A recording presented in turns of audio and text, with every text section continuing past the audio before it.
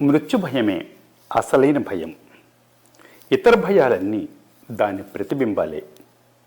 ఎందుకంటే ఏదో ఒకరోజు నేను మరణించక తప్పదు, నేను లేకుండా పోయే రోజు దగ్గర పడుతోంది అనే భయమే అసలైన భయం.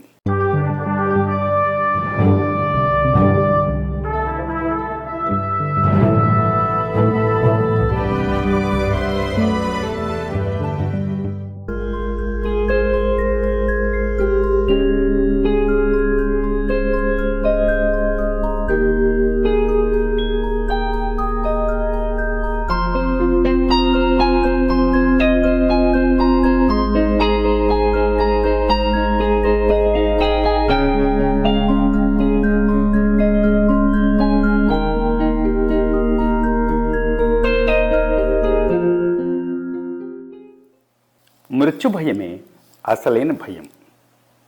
ఇతర భయాలన్నీ దాని ప్రతిబింబాలే. ఎందుకంటే ఏదో ఒకరోజు నేను మరణించక తప్పదు, నేను లేకుండా పోయే రోజు దగ్గర పడుతోంది అనే భయమే అసలైన భయం. అందువల్ల దాని నుంచి తప్పించుకు తిరుగుతూ భద్రత కోసం మన జీవితాలను మరింత రక్షించుకునేందుకు చేసే ప్రయత్నంలో ఎక్కువగా రాజీ పడుతూ జీవాన్ని కోల్పోతూ జీవిస్తూ పక్షవాతానికి గురి అవుతాం. సవాళ్ళు సంక్షోభాలతోనే జీవితం ఉంటుంది. దానికి అభద్రతే అవసరం, అందులోనే అది ఎదుగుతుంది. అభద్రతలో ఉన్నప్పుడే మీరు మరింత జీవంతో మరింత అప్రమత్తంగా ఉన్నట్లు మీకు చాలా స్పష్టంగా తెలుస్తుంది. అందుకే పూర్తి రక్షణలో ఉన్న ధనవంతులందరూ మందకొడిగా తయారై ఒక రకమైన మూర్ఖత్వపు మత్తులో జోగుతూ ఉంటారు. వారికి సవాళ్ళు సంక్షోభాలు ఏమాత్రం ఉండవు. కాబట్టి వారికి తెలివితేటలతో పని లేదు. సవాళ్ళు ఎదురైనప్పుడే తెలివితేటల అవసరం ఉంటుంది. నిజానికి సవాళ్లే తెలివితేటలను రెచ్చగొడతాయి. కాబట్టి మృత్యుభయం కారణంగా రక్షణ కోసం జీవిత బీమా అంటే ఎల్ఐసి పాలసీలు, బ్యాంకులో నగదు, పెళ్ళి, ఇల్లు, జీవితంలో స్థిరత్వాల కోసం మనం తీవ్రంగా ప్రయత్నిస్తాం. అలాగే మహమ్మదీయునిగా, క్రైస్తవుడిగా, హిందువుగా మారి చర్చిలో చేరి రాజకీయ పక్షంలో ప్రవేశించి దేశంలో భాగమవుతాం. ఇవన్నీ కేవలం రక్షణ కోసమే. కానీ మీలోని భయం కారణంగా రాజకీయ నాయకులు, మతాచార్యులు రకరకాల వాగ్దానాలతో మిమ్మల్ని బానిసలుగా చేసి దోచుకుంటున్నారు. ఆ భయమే మీలో లేకపోతే వారు మిమ్మల్ని ఏమీ చేయలేరు.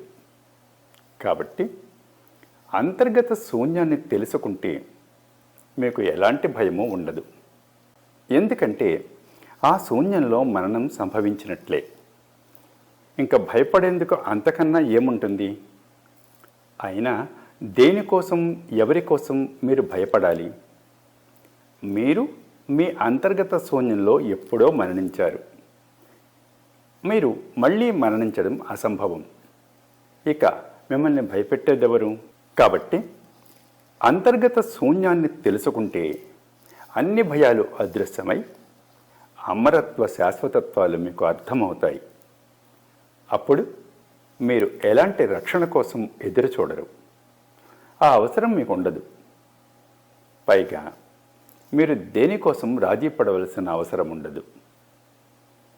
కేవలం భయం, దురాశల కారణంగా అందరూ రాజీ పడతారు. మీరు పోగొట్టుకునేది ఏదీ లేదు. కాబట్టి ఎవరికీ తలవంచని వీరునిగా మీరు నిర్భయంగా జీవించగలరు. మిమ్మల్ని ఎవరూ చంపలేరు. ఎందుకంటే మిమ్మల్ని మీరే చంపుకున్నారు. మిమ్మల్ని ఎవరూ దోచుకోలేరు. ఎందుకంటే మీరు అన్నీ వదులుకొని శూన్యంలో లీనమై మీరే శూన్యమయ్యారు. అప్పుడు మరణం అసంభవం. కాబట్టి విరుద్ధంగా అనిపించిన ఆ శూన్యంలోనే అద్భుతమైన రక్షణ, భద్రత, స్థిరత్వాలు మీకు లభిస్తాయి. మరణంతో పాటు కాలము అదృశ్యమవడంతో అవి సృష్టించిన సమస్యలన్నీ అదృశ్యమవుతాయి. అలా సమస్యలన్నీ అదృశ్యమవడంతో మీలో నిర్మలాకాశం మిగులుతుంది. అదే సమాధి స్థితి, అదే నిర్వాణం.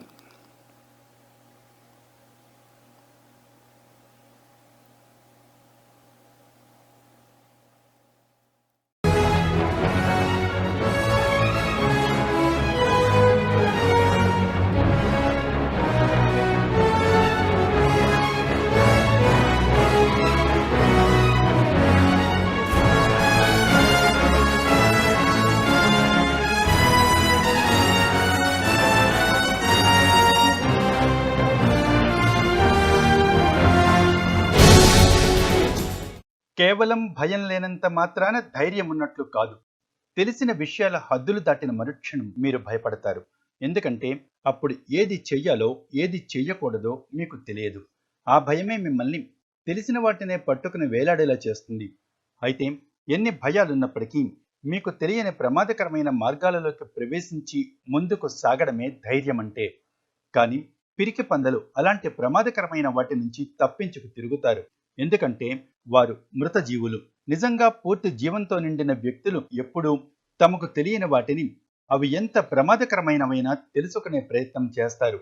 కాబట్టి ధైర్యమున్న వ్యక్తికి పిరికివాడికి మధ్య పెద్ద తేడా ఏమీ లేదు. ఇద్దరికీ భయాలుంటాయి. కానీ పిరికివాడు తన భయాలకు తగినట్లు ప్రవర్తిస్తాడు. ధైర్యమున్న వ్యక్తి తనకున్న భయాలన్నీ పక్కన పెట్టి తనకు తెలియని వాటిలోకి కూడా దూసుకుపోతాడు. తనకు తెలియని వాటి కోసం తనకు తెలిసిన వాటిని కూడా పణంగా పెట్టేందుకు సిద్ధపడుతూ ఆ ప్రయత్నంలో తనకు ఏమవుతుందో కూడా ఏమాత్రం ఆలోచించకుండా, ఏమాత్రం వెనుకాడకుండా పూర్తి బాధ్యతను స్వీకరించేందుకు అంగీకరించేవాడే అసలైన మగాడు, మనగాడు. అదే అసలైన ధైర్యం. కేవలం సాహసవంతులు మాత్రమే ఆ పని చేస్తారు.